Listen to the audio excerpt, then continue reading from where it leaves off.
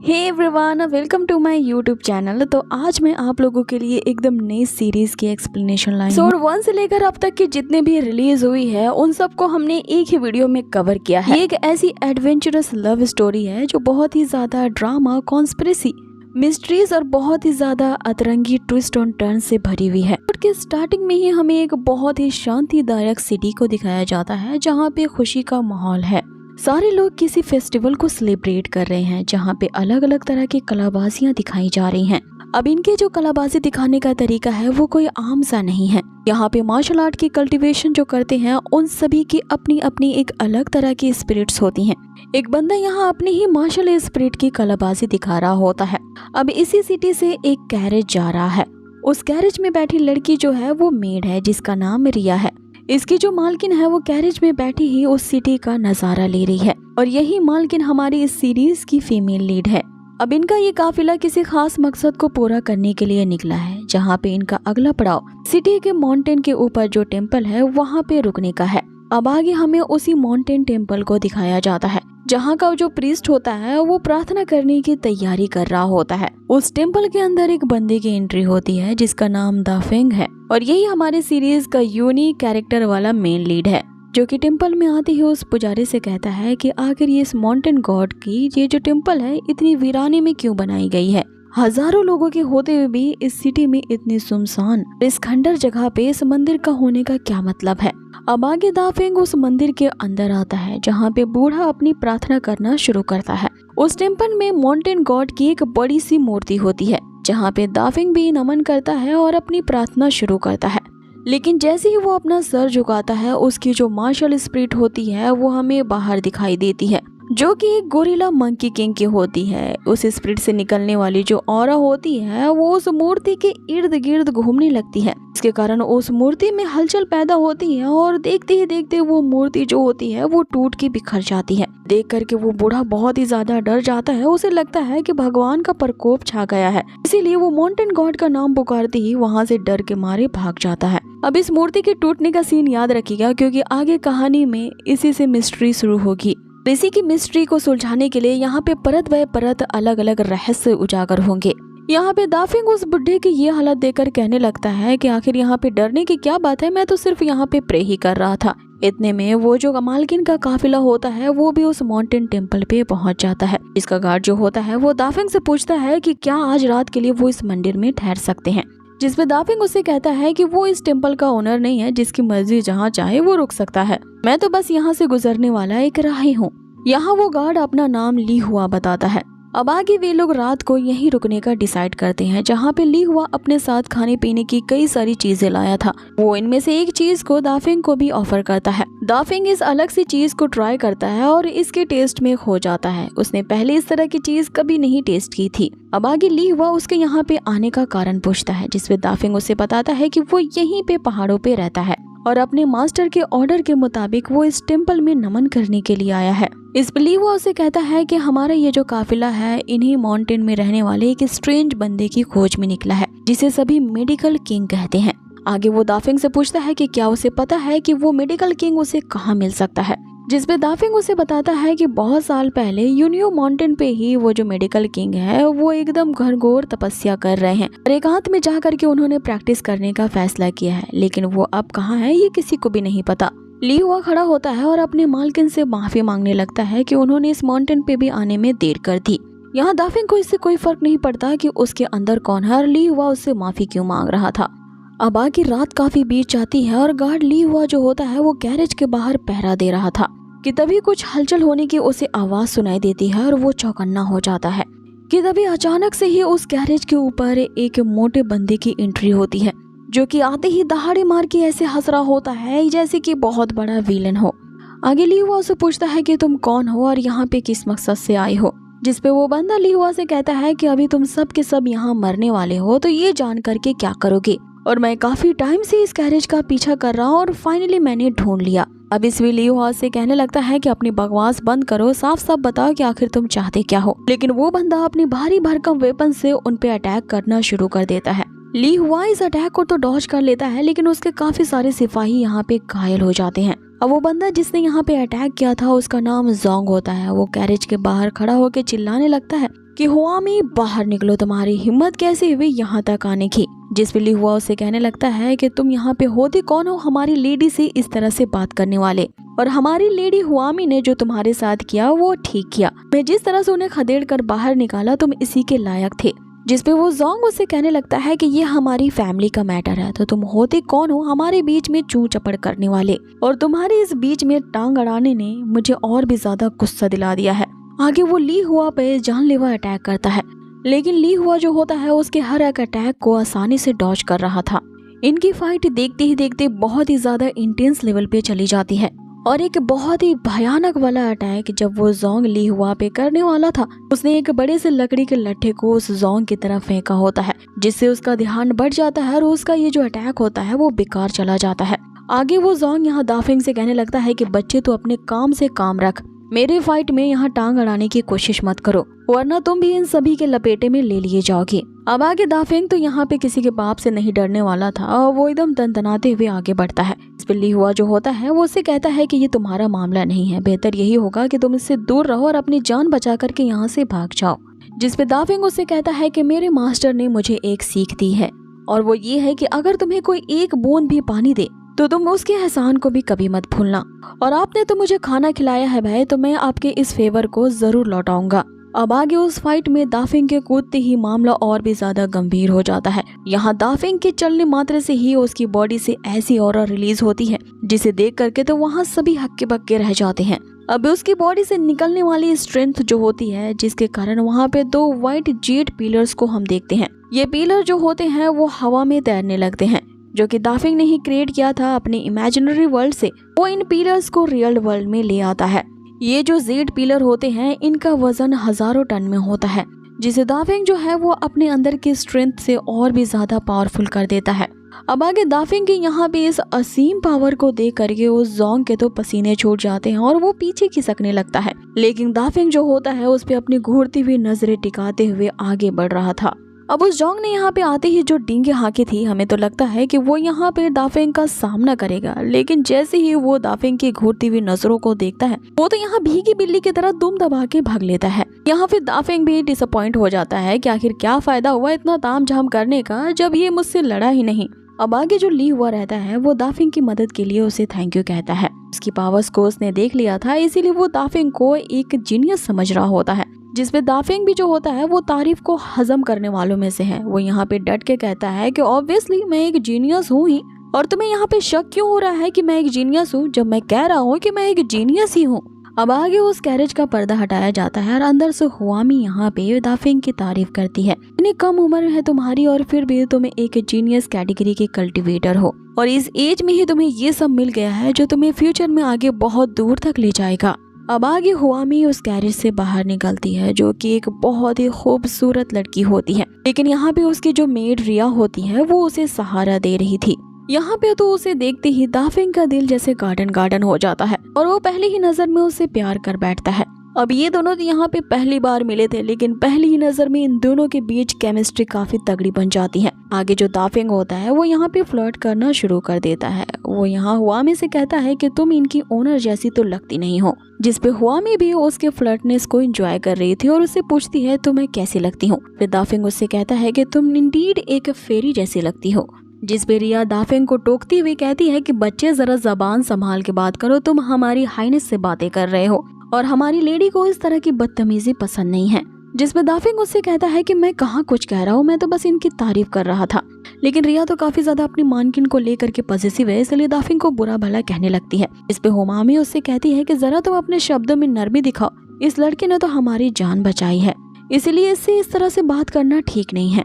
आगे हुआमी यहाँ दाफिंग से पूछती है कि क्या तुम्हें पता है कि उसे मेडिसिन किंग कहाँ मिल सकते हैं, क्योंकि वो उन्हीं को ढूंढने के लिए इस माउंटेन वाले इलाके में आई है। जिसमें दाफिंग उसे कहता है कि मेरे मास्टर ने मुझे एक बार बताया था कि अगर मुझे कोई चीज गड़बड़ होती हुई दिखाई दे तो मुझे सीधा जाकर के किंग ऑफ मेडिसिन को इसके बारे में बताना होगा। सिर्फ वही है जो उसके शरीर में होने वाली गड़बड़ को दूर करने के लिए एक्शन ले सकते हैं। लेकिन जब से मेरे मास्टर ने मुझे ये बात बताई है तब से मेरे शरीर में कुछ गड़बड़ हुई ही नहीं, इसीलिए मुझे मेडिसिन किंग के पास तो जाने की जरूरत ही नहीं पड़ी। यहाँ हुआमी अपनी लाइफ की सबसे दुखद घटना बताना शुरू करती है। वो कहती है कि मेरी जिंदगी के अब बहुत ही कम लम्हे बचे हैं और मुझे किसी भी तरह से इस टाइम लिमिट के अंदर ही मेडिसिन किंग को ढूंढना है, क्योंकि मैं एक ऐसी बीमारी से ग्रस्त हूँ जो कि लाइलाज है और मैंने अब अपनी जिंदगी और मौत किस्मत के भरोसे छोड़ दी है।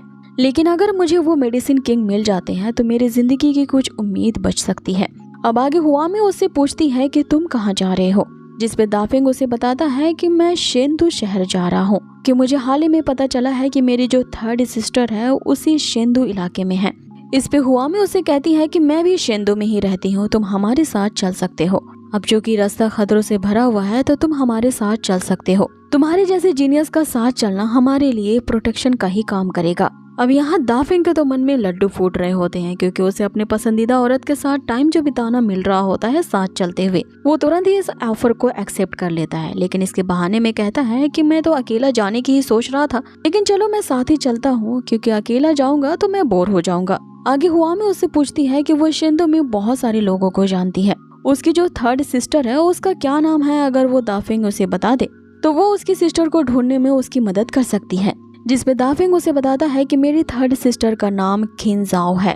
अब उसका नाम सुनते ही यहाँ पे मानो सभी को ऐसा शौक लगता है जैसे उन्होंने किसी बहुत ही बड़े डेमन का नाम सुन लिया है। अब आगे उनके इस हैरान परेशान शक्ल को देखते हुए दाफिंग उनसे पूछने लगता है कि मेरी सिस्टर लगता है कि वहाँ कुछ ज्यादा ही फेमस है और मेरे मास्टर ने मुझे इसी मिशन पे भेजा है कि मेरी जो थर्ड सिस्टर है वो वहाँ पे काफी ज्यादा फेमस है, जिसके कारण उन्हें वहाँ पे ढूंढना काफी ज्यादा आसान होगा। अब यहाँ पे रिया उसे बताने ही वाली होती है कि ये किंग जाओ कौन है।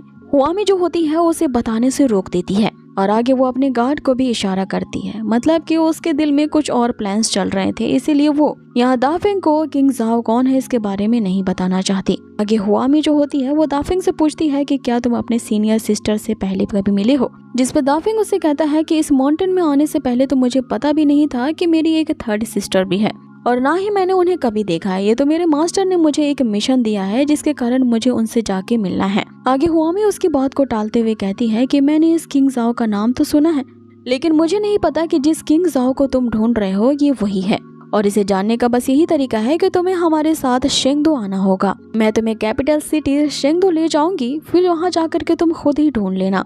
अब इस बात पे यहाँ दाफिंग कहने लगता है कि अरे ये हुई ना बात, मुझे नहीं पता था कि रास्ते में मुझे आप जैसे नोबल पर्सन से मुलाकात हो जाएगी जो कि मेरी ही मदद करने के लिए इतना ज्यादा डेस्परेट है। तभी अचानक से यहाँ हुआमी का जो शरीर होता है वो उस बीमारी के कारण जमने लगता है। उसे इस कदर से ठंड महसूस होती है कि वो बेहोश हो चुकी थी। यहाँ रिया आसमान की तरफ देखती है जहाँ उसे फुल मून दिखता है और अब वो समझ जाती है कि इसकी बीमारी अब ट्रिगर कर चुकी है, मतलब कि अब बुरा टाइम शुरू हो चुका है। आगे रिया अपनी मालकिन को कैरेज में ले जाती है। दाफिंग जो होता है वो ली हुआ से पूछता है कि आखिर इन्हें हुआ क्या है। इस पे ली हुआ उसे बताता है कि इन्हें एक ऐसी क्रॉनिक बीमारी लगी है, जब भी फुल मून होता है इनकी बीमारी ट्रिगर कर जाती है और इस डिजीज की वजह से इनकी जो हड्डियां होती हैं वो भी जमना शुरू हो जाती हैं। इसका असर कुछ देर तक रहता है और जिन लोगों को ये बीमारी पहले हुई है वो तो अपने आप को सपोर्ट भी नहीं कर पाते, लेकिन हमारी जो लेडी है वो काफी ज्यादा हिम्मत वाली है। इन्होंने इस सिचुएशन में भी कैसे बियर करना है ये सीख लिया है। अब आगे वो कहता है कि वो जोंग कभी भी दोबारा से हमला जरूर कर सकता है, इसलिए बेहतर यही होगा कि पूरी रात के लिए मैं यहाँ पे पहरा दूं और दाफिंग को वो रेस्ट करने को कहता है। आगे दाफिंग जो होता है वो ली हुआ से पूछने लगता है कि क्या मेरी तुम थर्ड सिस्टर को जानते हो। अब ली हुआ ने यहाँ हुआमी का इशारा समझ चुका होता है, इसीलिए यहाँ सच नहीं बताता और वो उसे कहता है कि मैं तुम्हारी थर्ड सिस्टर के बारे में भला कैसे जान सकता हूँ, मुझे ना ही इसके बारे में पूछो तो अच्छा है। अब आगे रात और भी गहरी हो जाती है। यहाँ जो दाफिंग होता है वो सोने की कोशिश तो करता है लेकिन उसे नींद नहीं आती, इसीलिए वो बोर होते हुए अपनी प्रैक्टिस ही करना शुरू कर देता है। जब वो प्रैक्टिस कर रहा होता है तो उसकी बॉडी से रिलीज होने वाली जो ऑरा होती है वो काफी ज्यादा हीट प्रोड्यूस करती है। दूसरी तरफ कैरेज के अंदर जो हुआमी होती है काफी ज्यादा अपनी डिजीज के कारण परेशान थी और इधर ठंड से जम रही होती है, लेकिन अचानक से जो उसे गर्माहट महसूस होती है इसके कारण उसे थोड़ा रिलीफ मिलता है। रिया यहाँ पे कहती है कि इसे ठीक होने में तो लगभग 1 घंटे से भी ज्यादा का समय लगता है, लेकिन आज ये असर इतनी जल्दी कैसे कम हो गया। आगे हुआमी रिया से कहती है कि बाहर क्या हो रहा है ये तुम जा करके देखो, क्योंकि मुझे पहले से बहुत ही कम पेन महसूस हो रहा है। रिया बाहर देखती है तो उसे दाफिंग दिखाई देता है, जिसके बारे में वो हुआमी को बताती है कि दाफिंग यहाँ पे अपनी विंड की प्रैक्टिस कर रहा है और उसी के शरीर से ही स्टीम निकल रही है। हुआमी उससे कहती है कि दाफिंग को कहो कि अपनी प्रैक्टिस बंद करे क्योंकि अब मुझे सोना है। रिया यहाँ पर चिल्ला के दाफिंग से कहती है कि अरे ओ प्रैक्टिसनर, अपनी प्रैक्टिस बंद कर, क्योंकि हमारी लेडी को नींद नहीं आ रही है। जैसे ही यहाँ पे दाफिंग अपनी प्रैक्टिस करना बंद करता है, उसके शरीर से निकलने वाली गर्माहट जो होती है वो भी बंद हो जाती है, जिसके कारण जो हुआमी होती है उसे वापस से ठंड लगने लगती है और उसका शरीर वापस से यहाँ पे जमने लगता है। उससे वो दर्द सहा नहीं जाता और वो वापस से रिया को कहती है कि जो भी प्रैक्टिस कर रहा था उसे जल्द से जल्द अपनी प्रैक्टिस शुरू करने बोलो। रिया वापस से चिल्ला के यहाँ दाफिंग से कहती है कि अरे ओ प्रैक्टिसनर, दोबारा से यहाँ प्रैक्टिस करना शुरू कर दो। क्या तुझे मेरी आवाज नहीं सुनाई दे रही है कि मैं तुझसे क्या कह रही हूँ? जिस पे दाफिंग उससे कहता है कि ये तो बहुत अजीब हालत है, राजघराने के हो तो इसका मतलब क्या है? मुझे नौकर समझ रखा है कि कभी प्रैक्टिस करो कभी प्रैक्टिस नहीं करो। जैसे ही वो उस गैरेज के पास आता है और उससे बाहर निकलते हुए जो बर्फीली हवाएं होती हैं उसे ठंड का एहसास दिलाने लगती है। इस पे रिया उसे डपटते हुए कहती है कि तुम बहरे हो क्या? मैंने कहा नहीं कि अपनी प्रैक्टिस करना शुरू करो। अब वो गैरेज के बाहर ही प्रैक्टिस करने लगता है, जिस पे हुआमी रिया से कहती है कि उसे अंदर आकर प्रैक्टिस करने दो, क्योंकि मुझसे ये दर्द अब बर्दाश्त नहीं हो रहा। इस पे रिया उसे कहती है कि आपके गैरेज में कोई गैर मर्द कैसे आ सकता है? हुआमी उसे कहती है कि इसे कोई फर्क नहीं पड़ता, उसे बस अंदर आने दो। इस पे रिया दाफिंग को उससे कहती है कि लेडी तुम्हें अंदर बुला रही हैं, लेकिन अंदर जाने से पहले मेरी एक बात याद रखना कि तुम्हें सिर्फ अंदर प्रैक्टिस करने के लिए बुलाया जा रहा है, इसीलिए औनी पौनी हरकतें करने की कोशिश भी मत करना। और अगर हमारी लेडी के बारे में तुमने उल्टे सीधे ख्याल लाने की भी कोशिश की तो फिर तुम्हारे धड़ से ये सर अलग कर दिया जाएगा। कि तभी हुआमी अंदर से ही चिल्ला बैठती है कि दाफिंग जल्दी से अंदर आओ। आगे यहाँ जैसे ही दाफिंग अंदर जाने वाला होता है, रिया फिर से उसे धमकी देती है कि मैं इस गैरेज के बाहर ही गार्ड कर रही हूँ, इसीलिए अगर तुमने कुछ ऐसा वैसा किया भी ना तो मैं तुरंत ही तुम्हें नोच खाऊंगी। आगे जैसे ही दाफिंग यहाँ पे अंदर जाता है, वो हुआमी तो ठंड के मारे वहाँ जम रही होती है। हुआमी उसे कहती है कि तुम्हारी हिम्मत कैसी भी इधर देखने की, अपनी पीठ घुमाओ। क्या तुम्हें जरा भी शर्म नहीं आती किसी लड़की को ऐसे देखने में? आगे दाफिंग अपनी पीठ घुमा लेता है और अपनी विंड की प्रैक्टिस करना शुरू कर देता है, जिसके कारण उसके आसपास की जो हवा होती है वो स्टीम में कन्वर्ट हो जाती है और उस पूरे गैरेज में गर्मी फैल जाती है। अब दाफिंग से मिली हुई गर्माहट यहाँ हुआमी को इतनी अच्छी लगती है कि वो जाने अनजाने में यहाँ दाफिंग की ओर ही खींचने लगती है। उसे अपने शरीर में ठंड का एहसास कम होता दिखाई दे रहा था, इसीलिए वो उसकी ऑरा की तरफ अट्रैक्ट होते हुए उसके पास चली आती है। यहाँ वो दाफिंग से इस कदर चिपकने लगती है कि बेचारे दाफिंग को तो कंट्रोल करना मुश्किल हो रहा था। अब यहाँ पे एपिसोड खत्म होता है और हमें अगले एपिसोड में दिखाया जाता है। अब बेचारा दाफिंग यही सोच रहा होता है कि आखिर इस लड़की को ये ऐसी अजीब सी बीमारी क्यों है, जो कि सिर्फ मेरे ही प्रैक्टिस करने की वजह से इसे रिलीफ मिल रहा है। अब आगे यहाँ हुआमी तो अपनी लिमिट्स क्रॉस करते जा रही होती है और वो कुछ ज्यादा ही दाफिंग से चिपक रही होती है, क्योंकि उसे बहुत ही ज्यादा कोल्ड का एहसास हो रहा होता है और सिर्फ दाफिंग ही था जिसके पास आकर के उसे थोड़ा सा रिलीफ मिल रहा था, इसीलिए वो उसके और करीब आना चाहती थी। लेकिन यहाँ पे दाफिंग अनकंफर्टेबल हो जाता है, इसके कारण हुआमी जो होती है वो नीचे गिर जाती है और जैसे ही वो नीचे गिरती है वापस से जो उसकी बॉडी होती है वो फिर से जमना शुरू कर देती है। वो बार बार बस दाफिंग से यही कह रही होती है कि अपनी प्रैक्टिस बंद मत करो, इसे कंटिन्यू रखो। अब आगे दाफिंग उसे उठाता है और उसे ट्रीट करने के लिए अपनी प्रैक्टिस वापस से शुरू करता है। अब इस बार वो डायरेक्टली अपनी ये जो गर्माहट वाली ऑरा होती है वो हुआमी के अंदर ट्रांसफर कर रहा था, जिसके कारण उस पूरे इलाके में यहाँ पे दाफिंग की ऑरा फैल जाती है और एक जोरदार वहाँ रोशनी से चमकती है, जिसके कारण हुआमी जो होती है वो हवा में ऊपर उठने लगती है। लेकिन इस प्रैक्टिस करने की वजह से दाफिंग के अब शरीर में हुआमी की जो यहाँ पे कोल्ड एयर होती है वो एब्जॉर्ब होने लगती है। आगे वो यही सोच रहा होता है कि आखिर इस लड़की ने ऐसी क्या ही मार्शल आर्ट्स की प्रैक्टिस की है जिसके कारण इसके एट्रिब्यूट्स कोल्ड में ट्रांसफर हो गए हैं। अब इधर दाफिंग तो उसे ट्रीट कर ही रहा होता है कि अचानक से उन पे कोई स्नेक अटैक करता है। अब की बार वो जोंग वापस से इन पे अटैक करने के लिए आ चुका था और वो आते ही इनके उस कैरेज पे धाबा बोल देता है, के कारण वो जो कैरेज होती है वो टूट के बिखर जाती है। लेकिन यहाँ पे दाफिंग जो होता है वो वक्त रहते ही हुआमी को उसने बचा लिया था उस कैरेज से, वो उसे बाहर निकाल लेता है। अब आगे वो जो जोंग होता है वो अपने साथ एक और एसेसियन लाया था जो कि उससे भी मोटा था। अब आगे वो जोंग यहाँ पे हुआमी को ताना देता है कि राजमहल से निकालने के बाद देखो इनके क्या हालत हो गई है, वो दर बदर भटकने के लिए मजबूर हो गए हैं और ये अब ऐसी बुरी हालत में पहुंच चुके हैं कि इस बीहड़ टेम्पल में इन्हें रात गुजारनी पड़ी। लेकिन तुम सबकी नींद हराम करने के लिए माफी चाहता हूँ, क्योंकि मैं एक नया किलर लाया हूँ तुम सभी को ठिकाने लगाने के लिए। लेकिन रिया और ली हुआ जो होते हैं वो हुआमी को बचाने के लिए सामने आ जाते हैं और फिर उस नए किलर का सामना करने के लिए इन चारों में यहाँ मुठभेड़ होती है।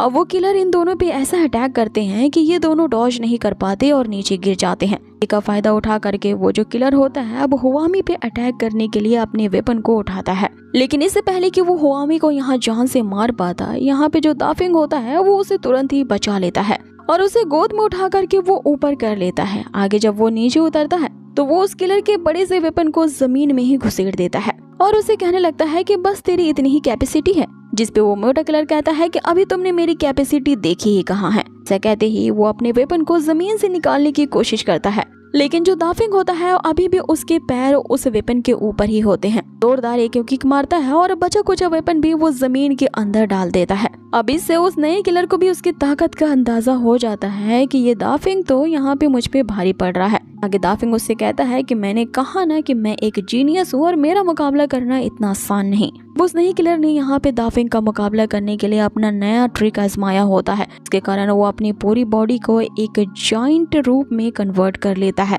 उसकी ये जो दानव जैसी मार्शल स्पिरिट होती है वो साइज में 100 गुना ज्यादा बढ़ जाती है और दाफिंग को पैरों से कुचलने के लिए आगे बढ़ती है। दाफिंग उसके अटैक से तो बच जाता है, लेकिन उसके कारण हुआमी उसके बाहों में होती है, वो अब नीचे गिरने वाली थी, लेकिन दाफिंग उसे गिरने से पहले ही बचा लेता है और उससे कहता है कि माफ करना तुम्हें इस तरह से फेंकने के लिए। अब उसकी ये माफी सुन करते यहाँ हुआमी के जो लाल गाल होते हैं वो टमाटर की तरह और लाल हो जाते हैं। अब आगे दाफिंग ने भी उस किलर का सामना करने के लिए यहाँ पे अपने पावर्स को जनरेट कर लिया था। वो अपनी इमेजिनरी रेल्म का इस्तेमाल करता है, जिसके कारण वही व्हाइट जेड पिलर्स जो होते हैं वो रियल वर्ल्ड में अपीयर हो जाते हैं। अब ये बहुत ही यूनिक और अतरंगी किस्म का वेपन होता है। ये स्किल सिर्फ दाफिंग में ही है, क्योंकि वो अपने मार्शल आर्ट्स का यूज करके किसी भी फैंटेसी को रियल वर्ल्ड में ला सकता है। अब आगे उसी जेड पिलर को वो पूरी ताकत के साथ दाफिंग उठाता है। इसे देख करके सभी लोग यहाँ पे हैरान रह जाते हैं, क्योंकि आज तक किसी ने भी अब तक ऐसा नहीं किया था। सभी अपने इमेजिनरी रियल में इस तरह का पिलर बना तो लेते हैं, लेकिन ऐसे असलियत में पूरी तरह से ढाल पाना काफी ज्यादा नामुमकिन है। अब यहाँ पे दाफिंग ने उसी पिलर से ही उस बड़े से जायंट पे अटैक किया होता है, जिसके भारी भरकम प्रेशर को वो जायंट बंदा संभाल नहीं पाता और पीछे खिसक जाता है।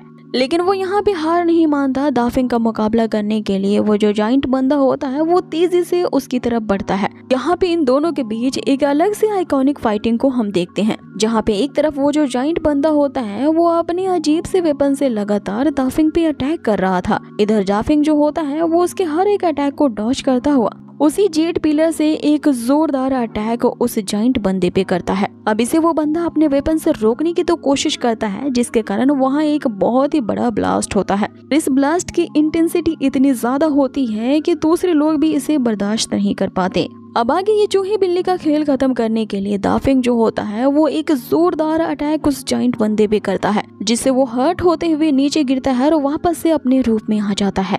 आगे उसकी ये दशा देख करके दाफिंग जो होता है वो जोर जोर से हंसने लगता है और उसे कहता है कि देखा ना, मैंने तुमसे कहा था ना कि मैं कितना ज्यादा टैलेंटेड हूँ। अब आगे वो जोंग जो कि इस बार एक नया किलर लाया था उसे फिर से मुंह की खानी पड़ती है। यहाँ समझ जाता है कि इस दाफिंग का मुकाबला नहीं कर पाएगा और फिर से वो किसी भीगी बिल्ली की तरह दुम दबा के वहाँ से भाग जाता है। अब आगे ये चारों उसी टेम्पल पे बैठ के रेस्ट कर रहे होते हैं, जहाँ पे मेड रिया जो होती है वो अपनी लेडी हुआमी से पूछती है, इस बार आपकी ये जो डिजीज के लक्षण है वो तो काफी कम समय में ही ठीक हो गए और आपकी बॉडी में अब ठंड का असर बहुत ही कम दिख रहा है। इस पे हुआमी जो होती है वो दाफिंग की तरफ देखते हुए कहती है कि सब इसी के कारण हुआ है, इसने मेरी काफी मदद की है उन बीमारी के लक्षण को दूर करने के लिए। यहाँ दाफिंग अपनी तारीफ से शर्मा जाता है और हुआमी की तरफ देखने लगता है। तभी बीच में रिया आती है और उसे कहती है कि देखते क्या हो, तुम्हें कहा ना कि अपनी नजरें नीचे रखो, ऐसा वैसा तो कुछ सोचने के बारे में हिम्मत भी मत करना हमारी लेडी के लिए। दोबारा अगर तुमने इनकी तरफ आंख उठा के भी देखा ना तो मैं फिर तुम्हारी आंखें नोच लूंगी। इधर दूसरी तरफ वो जो दो किलर होते हैं वो तो बस एक खिसियाई बिल्ली की तरह खंबा नोच रहे होते हैं। वो यहाँ अपनी ही करनी पे धिक्कार रहे होते हैं। इस बार फिर से उनका ये जो अटैक है वो नाकाम रहा और वो उसे मार नहीं पाए। आज तो जोंग को यहाँ बहुत ही ज्यादा शर्मिंदगी उठानी पड़ी, क्योंकि वो एक ही दिन में 2 बार एक ही बंदे से हार चुका है। वो यहाँ अपने आप को ही कोस रहा होता है कि उस लड़के से डर करके वो 2 बार भाग आए हैं। आगे वो जो नया किलर जुनकुन होता है वो जोंग से पूछने लगता है कि तुमने मुझे पहले उस लड़के के बारे में क्यों नहीं बताया। उसके पास इस तरह के मार्शल आर्ट की स्किल है जिसके कारण वो इमेजिनरी वर्ल्ड से किसी भी चीज को रियल वर्ल्ड में ला सकता है। जिसपे जोंग उससे कहता है कि मुझे भी इसके बारे में नहीं पता था, मैंने भी ये अभी अभी ही देखा है।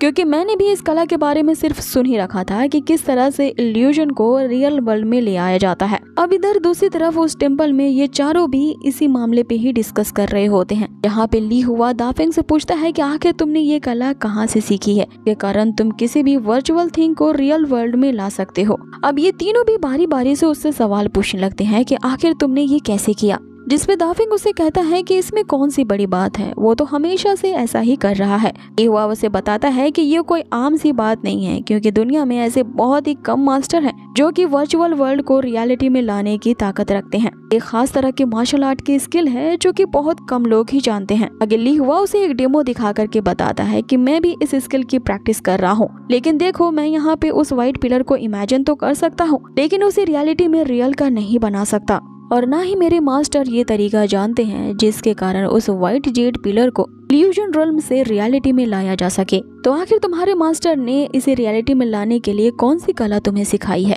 जिस पे दाफिंग उसे कहता है कि उसके मास्टर ने तो इस बारे में उसे कुछ नहीं बताया। अब यहाँ इनकी इसी तरह की गपशप खत्म होती है और सीन दूसरी पार्टी पे शिफ्ट होता है। यहाँ पे उन दो किलर्स को इसके बारे में बातें करने वाला एक तीसरा बंदा सुन लेता है। कोई ऐसा भी कर सकता है कि उस व्हाइट जेड पिलर से फाइट करने के लिए उसे इमेजिनरी वर्ल्ड से रियल वर्ल्ड में ला दे। अगर ऐसा किसी ने किया है तो मुझे उस बंदे से मिलना है। अब इस पे ये दोनों जो किलर्स होते हैं वो उस तीसरे बंदे से पूछने लगते हैं कि तुम कौन हो जो हमें इस तरह से ऑर्डर दे रहे हो। अब जैसे ही उस तीसरे बंदे के द्वारा एक खास किस्म का रॉयल बैच दिखाने के कारण वो जो दो किलर्स होते हैं तुरंत ही अपने घुटने लगा करके वहाँ पे उसके सामने झुक जाते हैं। अब आगे वो तीसरा बंदा कहता है कि मेरा नाम यांग जुन है और अब से तुम दोनों को मेरे दिए गए ऑर्डर्स को फॉलो करना होगा, और अगर तुम दोनों ने मेरे दिए गए ऑर्डर्स को बहुत ही अच्छे तरीके से फॉलो किया तुम्हारी सैलरी को बढ़ाते हुए मैं तुम्हारी प्रमोशन भी कर दूंगा, और फिर तुम्हारा नाम इस कॉन्टिनेंट के जाने माने कॉन्ट्रैक्ट किलर की कैटेगरी में आएगा।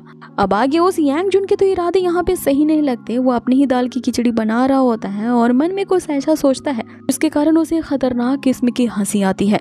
अब आगे हमें अगली सुबह का सीन दिखाया जाता है जहाँ पे वे सभी उस खंडर टेम्पल से निकल चुके थे और सिटी वाले इलाके में आ चुके थे, जहाँ पे एक नए कैरेक्टर की एंट्री होती है जो कि हुआमी को आकर के रिपोर्ट देती है। उसने उस माउंटेन के सभी इलाकों में छान मारा है, लेकिन ना तो उसे मेडिसिनल किंग दिखे हैं ना ही उनका कोई डिसाइपल दिखा है, इसीलिए वो अपनी इस नाकामी के कारण हुआमी से माफी मांग रही होती है। अब ये जो लड़की होती है वो हुआमी की बॉडीगार्ड होती है। हुआमी उससे कहती है कि तुम्हें माफी मांगने की जरूरत नहीं है, क्योंकि मेरी बीमारी के लक्षण को सप्रेस करने के लिए मुझे कोई और मिल चुका है।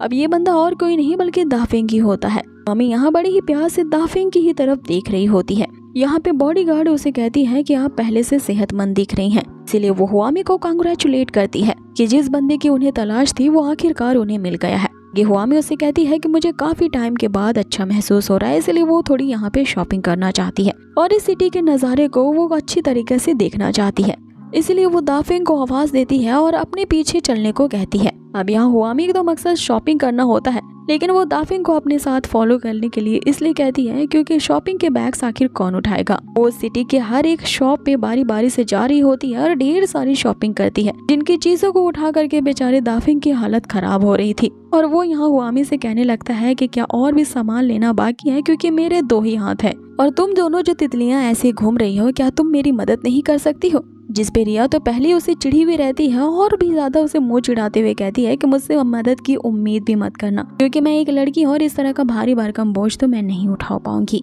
आगे वो बॉडीगार्ड की तरफ देख रहा होता है, जिस पे वो कहती है कि मुझसे भी उम्मीद मत करना, क्योंकि मैं एक बॉडीगार्ड हूँ, तो मैं इस तरह के सामान ढोने का काम तो नहीं कर सकती। अब आगे ये जो 3 लड़कियां होती हैं अपने सारे शॉपिंग बैग्स उस बेचारे दाफिंग से ही ढुलवाती हैं।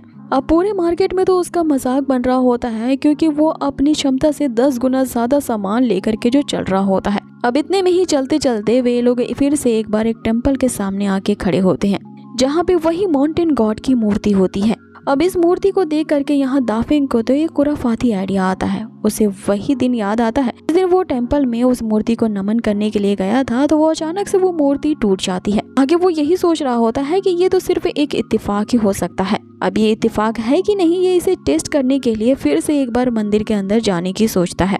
अब ये सही में कोई इत्तेफाक नहीं था। जैसे ही दाफिंग ने उस मूर्ति के सामने प्रे करना शुरू किया था, वो जो स्टैचू होती है वो वापस से टूट जाती है। उस स्टैचू के टूटते ही सभी लोग घबरा जाते हैं। उन्हें लगता है कि गॉड उनसे नाराज हो गए हैं और फिर अजीबोगरीब तरह की बातें करने लगते हैं, लेकिन जो तीनों लड़कियां होती हैं उनमें से जो बॉडीगार्ड होती है वो कहती है हो सकता है कि ये स्टैचू काफी पुराना हो, इसीलिए इतने पुराने स्टैचू होने के नाते ये थोड़ी सी हरकत से ही टूट गया। जिस पे हुआमी रिया से पूछती है कि क्या इस सिटी में इस तरह के कोई और भी स्टैचूज हैं, जिस पे गार्ड उसे बताती है कि इस तरह के 2 और स्टैचूज इस सिटी में हैं। अब यहाँ पे हुआमी भी इस मिस्ट्री का पता लगाना चाहते थे, इसीलिए वो दाफिंग को आवाज देती है और वो बाकी के 2 जगहों पे उसे अपने साथ चलने को कहती है।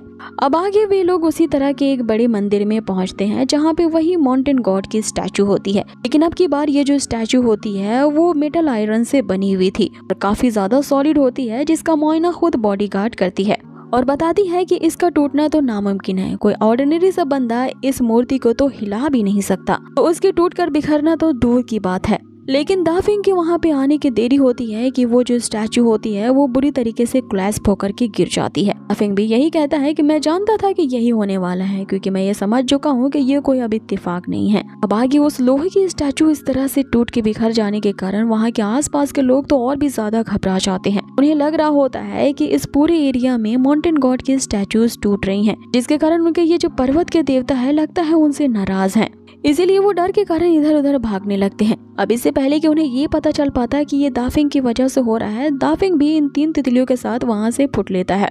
अब आगे यहाँ बॉडीगार्ड और उस रिया की तो दौड़ते दौड़ते हालत खराब हो रही थी।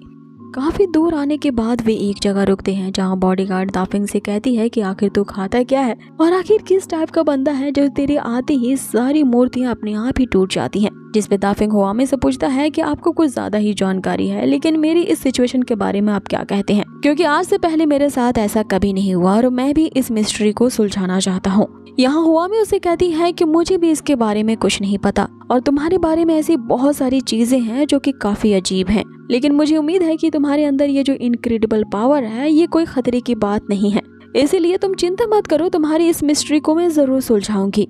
आगे वो जलपान करने के लिए एक रेस्टोरेंट में रुकते हैं, यहाँ पे वो हुआमी जो होती है वो दाफिंग के लिए चीयर्स कहती है, क्योंकि उसी के कारण आज उसकी जान बच पाई थी। किलर्स ने कल रात में 2 बार उस पे जो अटैक्स किया थे, यहाँ दाफिंग ने ही उसकी प्रोटेक्शन की थी। यहाँ पे सभी लोग उस महंगी वाइन को एंजॉय करते हैं। आगे हुआमी यहाँ दाफिंग से पूछ रही होती है कि आखिर तुम्हारा ये नाम दाफिंग कैसे पड़ा, जिस पे यहाँ दाफिंग बताना शुरू करता है कि जब मैं बहुत ही छोटा था तो मेरे मास्टर को मैं उस दिन मिला था जिस दिन बहुत ही ज्यादा हवाएं चल रही थी और इस तेज विंड के बहने के कारण ही उन्होंने मुझे नाम दिया दाफिंग। दाफिंग का मतलब है स्ट्रॉन्ग बहती हुई विंड, इसलिए मेरे मास्टर ने मेरे नाम के बारे में ज्यादा सोचा नहीं और यही नाम रख दिया। इस पे हुआमी उससे कहती है कि इसका मतलब है कि तुम्हारी उम्र 16 साल और 71 दिन की है। अब हुआमी को उसकी एग्जैक्ट उम्र कैसे पता चलेगी, दाफिंग काफी ज्यादा हैरान होता है। जिस पे हुआमी उसे बताती है कि बहुत साल पहले उसने इसी तरह के एक इंसिडेंस के बारे में एक बुक में पढ़ा था। उसमें लिखा था कि 16 साल पहले एक इसी तरह की स्ट्रॉन्ग विंड आई थी अचानक से। अब ये इतनी ज्यादा स्ट्रॉन्ग विंड थी कि पूरी कोशी सिटी को ही बहा करके ले जाती, लेकिन हैरानी की बात ये थी कि उस स्ट्रॉन्ग विंड के बहने के कारण भी ना तो कोई इंसान घायल हुआ, ना ही किसी परिंदे ना ही किसी चरिंदे को चोट पहुंची। उस दिन वो हवा तो रुकने का नाम ही नहीं ले रही थी। नेशनल सर्वे भी करवाया गया और इसमें यही रिपोर्ट आई कि इस भयानक हवा के कारण अब तक कोई भी ना मारा गया है, ना इंजर्ड हुआ है, ना ही किसी का घर ढहता है, ना ही कोई पेड़ पौधे उखड़ते हैं। इसीलिए एल्डर्स ने उस दिन वाले विंड को मिरेकल घोषित कर दिया। ये एक ऐसा मिरेकल था जिसको बुक में रिकॉर्ड करके रखा गया। यहाँ दाफिंग कहता है कि मेरे पैदा होने के दिन इतनी बड़ी घटना घटी थी, लेकिन मास्टर ने मुझे इसके बारे में नहीं बताया था। अब हुआमी को इस तरह की भी नॉलेज है, ये देखते हुए यहाँ पे जो दाफिंग होता है उसकी तारीफ करता है, जिससे रिया उसे कहती है कि ज्यादा यहाँ पे चापलूसी करने की जरूरत नहीं है। तुम्हें क्या लगता है कि तुम हमारी लेडी हुआमी को बटर लगाओगे तो वो पिघल जाएंगी, इसलिए मिस्टर तुझे अपनी हद में रहना याद रखना होगा। जिसपे दाफिंग उसे कहता है कि मैंने तुम्हारी तो तारीफ नहीं की है, तुम्हारी लेडी की तारीफ की है, तो तुम्हें मिर्ची क्यों लग रही है। और अगर मैं तुम्हारी इस लेडी की जगह होता ना तो तुम्हारी जैसी धूर्त और चतुर चालाक मेड को कभी हायर नहीं करता। जिस पे रिया उसे कहती है कि तुम्हारी हिम्मत कैसे हुई मुझे धूर्त कहने की। याद रखना बच्चे, मुझसे पंगा लेने की कोशिश मत करना वरना तेरा अंजाम बुरा होगा। अब इतने में ही हुआमी के बॉडी से उस डिजीज के लक्षण दूर करने का टाइम आ जाता है, जिसके कारण रिया जो होती है फिर से उसे वार्निंग देते हुए इस कमरे में भेज देती है, ये कहते हुए कि ऐसा वैसा करने की सोचना भी मत। जिस पे दाफिंग उसे कहता है कि बार बार ये कहना बंद करो, मैं कोई ठरकी नहीं हूँ जो हर एक लड़की के लिए राल टपकाएगा। अब आगे जैसे ही वो कमरे के अंदर जाता है, उसने अभी भी ये तो कुत्ते वाली बात कह दी थी, लेकिन जैसे ही उसकी नजर हुआमी पे पड़ती है उसका मन विचलित हो जाता है। हुआमी उससे कहती है कि तुम्हारी प्रैक्टिस करने के कारण मेरे शरीर में जो डहर वाली डिजीज थी उसका असर काफी सालों से बहुत ही तेज मुझ पे हो रहा था, लेकिन कल रात की प्रैक्टिस के कारण ये पॉइजन वाली जो इफेक्ट है वो काफी ज्यादा कम हो गई है, इसीलिए मैंने तुम्हें यहाँ दोबारा से प्रैक्टिस करने के लिए बुलवाया है। इसमें दाफिंग उसे शर्माते हुए कहने लगता है कि इसमें शुक्रिया करने की कोई जरूरत नहीं है, और अगर मैं ही वो बंदा हूँ जो कि सिर्फ तुम्हें बचा सकता हूँ तो मेरे लिए तो ये प्लेजर की बात है। अब आगे दाफिंग उसके करीब बैठता है और इन दोनों के बीच इसी तरह की रोमांटिक गपशप होती है। इतने में जो हुआमी होती है वो दाफिंग को एक बुक देती है। ये जो बुक होती है कोई ऑर्डिनरी सी बुक नहीं होती है, ये ताओइज्म को प्रैक्टिस करने की महान कला होती है। आगे हुआमी उससे कहती है कि अगर तुम इस ताओइज्म को सीख लेते हो तो तुम्हारी मार्शल आर्ट की जर्नी काफी ज्यादा स्मूथ हो जाएगी। ये मेरी तरफ से तुम्हारे लिए एक छोटा सा गिफ्ट है, ताकि तुम्हारी स्ट्रेंथ और की जो प्रैक्टिस है वो तुम अच्छे से कर पाओ। आगे जो दाफिंग होता है वो तुरंत ही उस बुक को ले लेता है और तो अपनी प्रैक्टिस शुरू करता है। इधर हुआमी जो होती है वो उसे प्रैक्टिस करता हुआ बस देख ही रही होती है और सोचने लगती है उसके बारे में कि एक ऐसा बंदा जो कि अपनी मार्शल आर्ट की प्रैक्टिस से वर्चुअल चीजों को रियल वर्ल्ड में ला सकता है, ये तो एक इनक्रेडिबल टाइप का मार्शल आर्ट्स की पावर है। और तुमने आखिर इस मार्शल आर्ट को कैसे पॉजेस किया है, इस सीक्रेट का पता तो मैं लगा के रहूंगी। इसी के साथ ही एपिसोड यही खत्म होता है। सो अगले एपिसोड में दिखाया जाता है।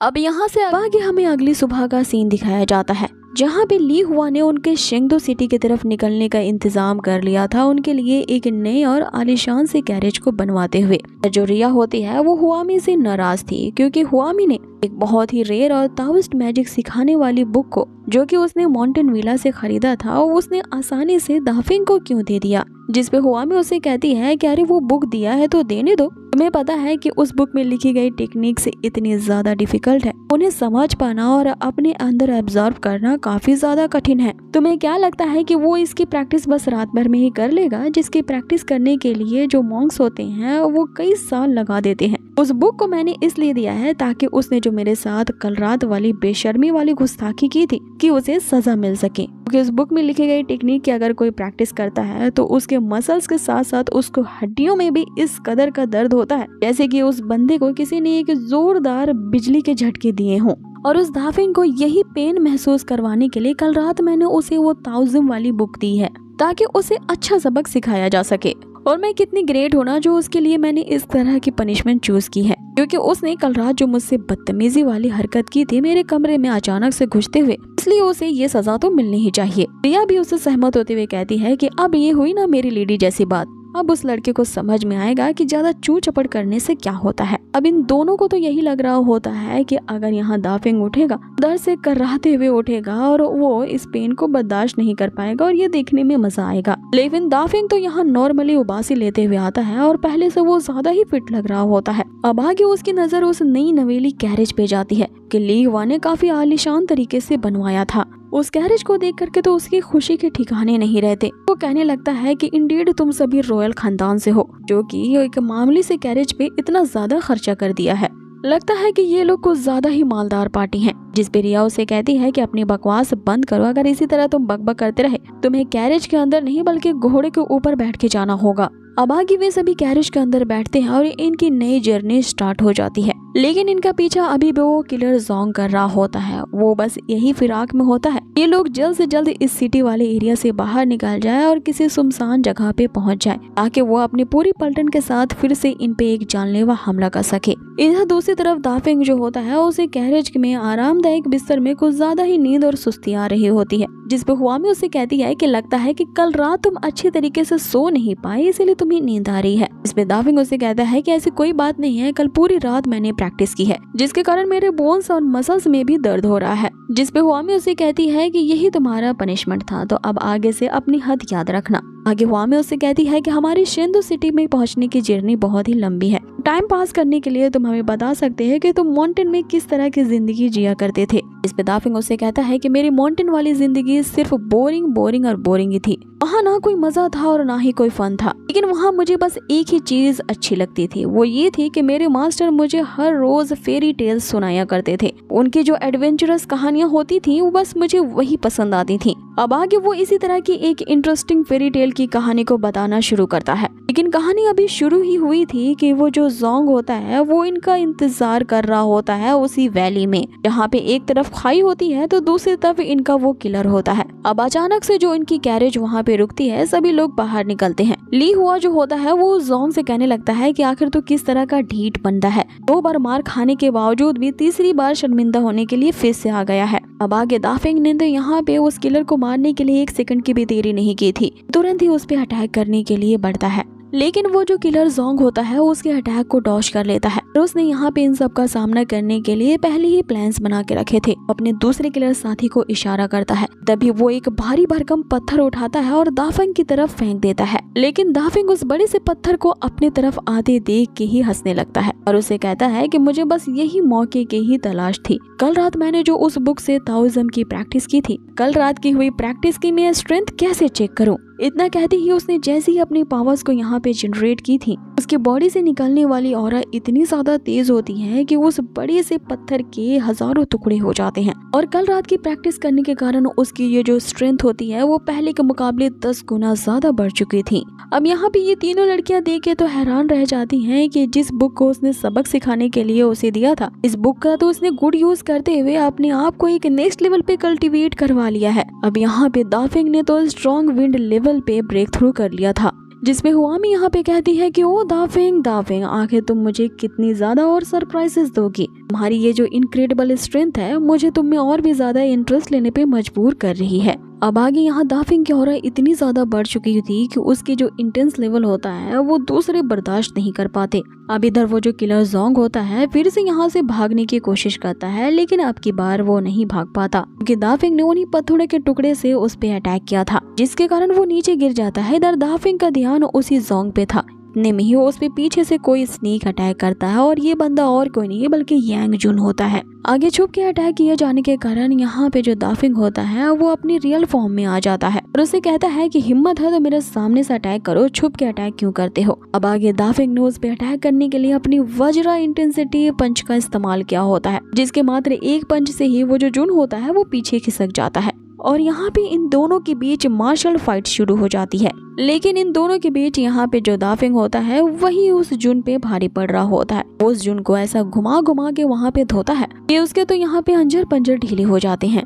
आगे वो जुन यहाँ पे मार खा के जमीन पे औंधा पड़ा होता है। अब यहाँ पे वो जो जुन होता है वो अकेला स्नेक अटैक करने तो नहीं आया था, उसने अपनी पूरी पलटन साथ लाई थी और अपने लीडर को इस तरह से औंधा पड़ा देख उसकी ये जो पलटन आर्मी होती है वो वहाँ से विड्रॉ कर लेते हैं और दुम दबा के भाग जाते हैं। दाफिंग उनके पीछे जाने की कोशिश तो करता है, लेकिन हुआमी उसे जाने से रोक देती है कि ये सभी बहुत ही ज्यादा थे और दाफिंग इनका अकेला सामना नहीं कर पाएगा। आगे ली हुआ उससे पूछता है कि कल रात उस किलर को भगाने के लिए तुमने व्हाइट जेड पिलर की ट्रिक का यूज किया था, उसी इमेजिनरी वर्ल्ड से रियल वर्ल्ड मिला के तुमने इस ट्रिक का आज यूज क्यों नहीं किया? इस पे दाफिंग उससे कहता है कि उसने ताओइज्म बुक से एक नई ट्रिक सीखी है, उसने ये टेक्निक कल रात ही सीखी है, इसीलिए वो इस नई टेक्निक को आजमाना चाहता था। तो वो उसे कहता है कि चाहे तुम यहाँ भला कोई भी टेक्निक आजमाओ, तुमसे मुकाबला तो ये हमारे दुश्मन नहीं कर पाएंगे, इसीलिए तो वो दुम दबा के हमेशा की तरह भाग ही जाते हैं। लेकिन जैसे ही यहाँ ली हुआ को याद आता है कि दाफिंग ने उसे ये कहा है कि उसने एक रात में ही उस ताओइज्म की टेक्निक को मास्टर कर लिया, उसे इस बात पे यकीन नहीं आता और वह दाफिंग से कहने लगता है कि क्या मुझे तुमने उल्लू समझ रखा है?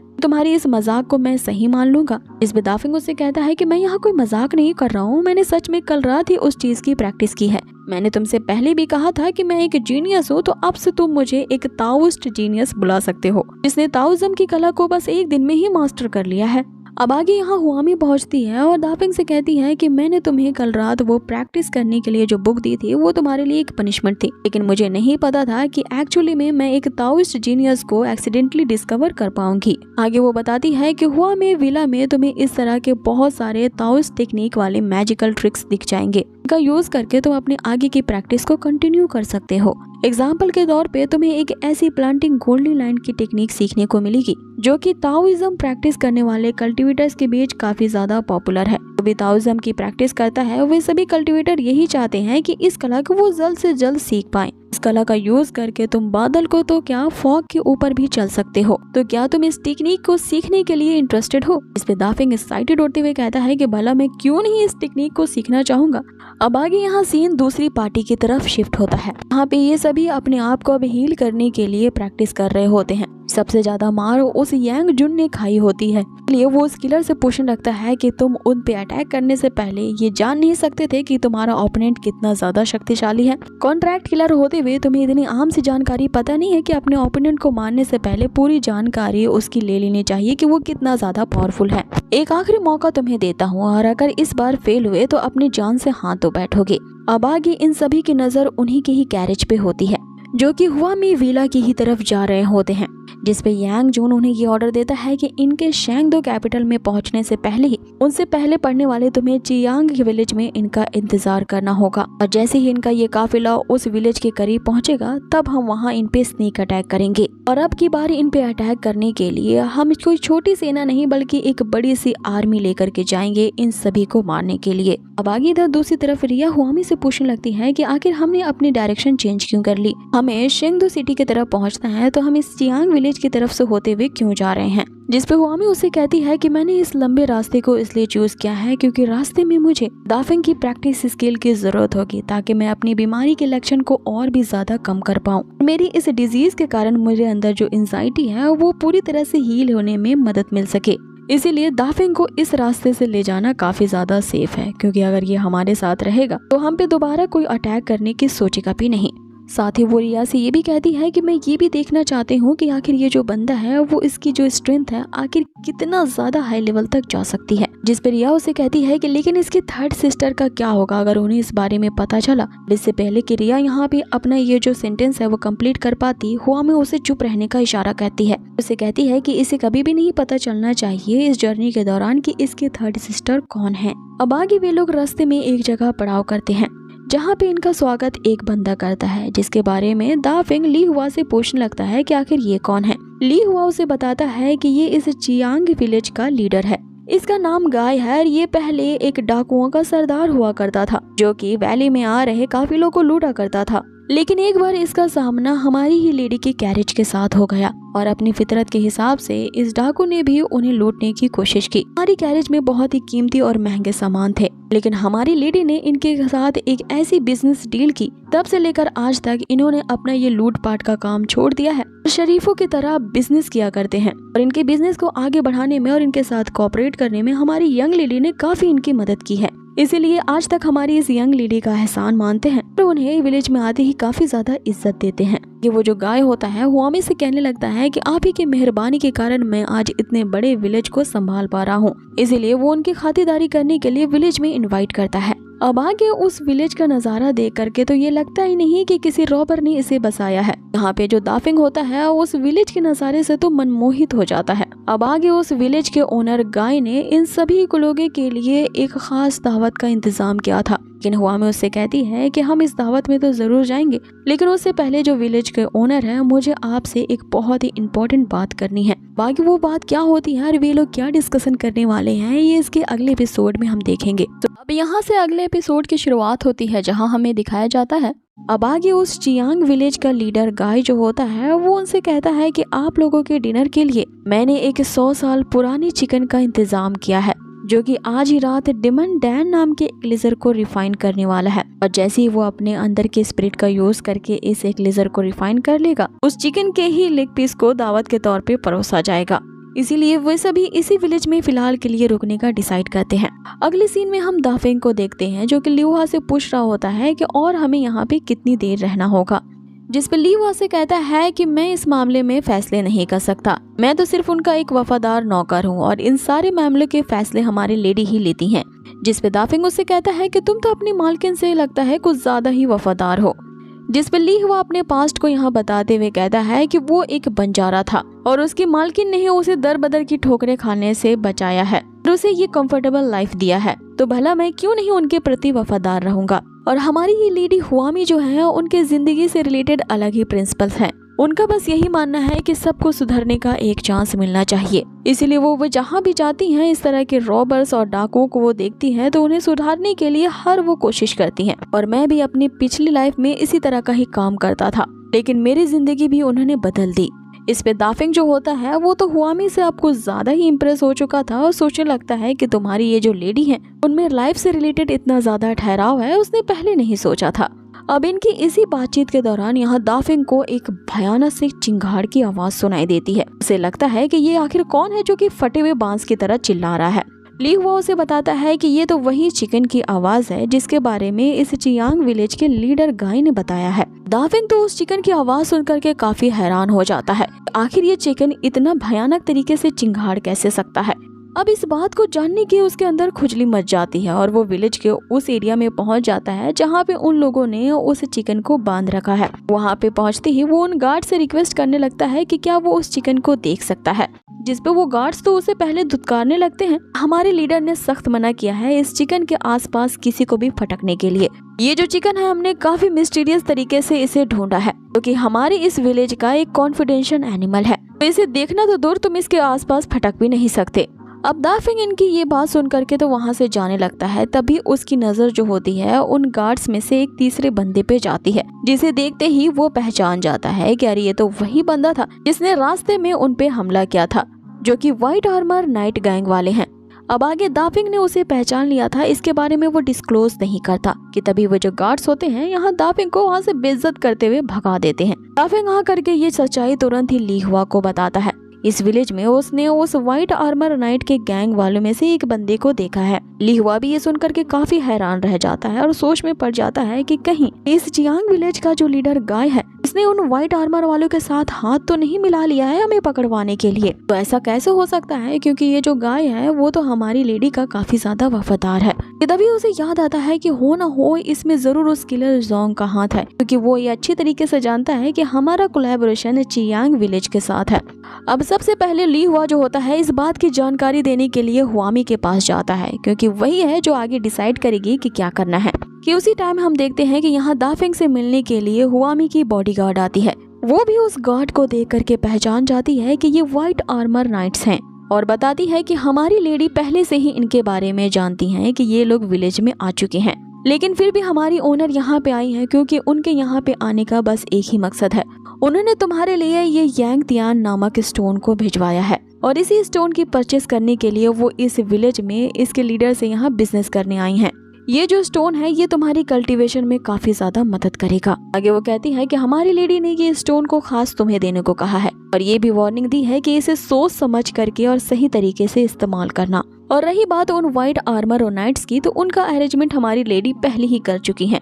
अब इधर दाफिंग जो होता है उस पत्थर को लेते हुए अपनी कल्टीवेशन की प्रैक्टिस करने में लग जाता है। तभी हम हुआमी को देखते हैं जो कि उस लीडर से अपने बिजनेस के सिलसिले में बात कर रही होती है। लीडर उसे कहता है कि आपके साथ बिजनेस करना हमारे इस विलेज को और भी ज्यादा तरक्की देगा, इसलिए फ्यूचर में आपके साथ हमारा लेन देन जारी रहेगा। जिस पे हुआमी भी उससे कहती है कि मुझे भी आशा है कि फ्यूचर में इसी तरह से हमारी कोलैबोरेशन जारी रहेगी। अब आगे वो जो लीडर होता है हुआमी से एक रिक्वेस्ट करता है कि मैं अपनी सिंसेरिटी दिखाने के लिए आप लोगों को आज की रात होने वाली दावत में बुलाना चाहता हूँ, क्योंकि हमने एक मिस्टीरियस एनिमल को कैप्चर किया है जो कि 100 साल पुराना एक चिकन है और वो आज ही एक दिमन डैन नामक एक लिजर को रिफाइन करने वाला है। तो मुझे उम्मीद है कि आप लोग उस डिनर में जरूर शामिल होंगे। न कहती ही जब वो लीडर पीछे मुड़ता है तो हम यहाँ देख पाते हैं कि उसके तो यहाँ पे कुछ और ही प्लान्स होते हैं जो जबरदस्ती इन सभी को आज रात रुकने के लिए यहाँ पे कह रहा होता है। लेकिन हुआमी भी काफी ज्यादा शातिर होती है, वो इस लीडर के प्लान को अच्छी तरीके से जानती थी। हाँ, ये दोनों तो ऐसा प्रिटेंड करते हैं जैसे इनकी सच्चाई इन्हें मालूम नहीं,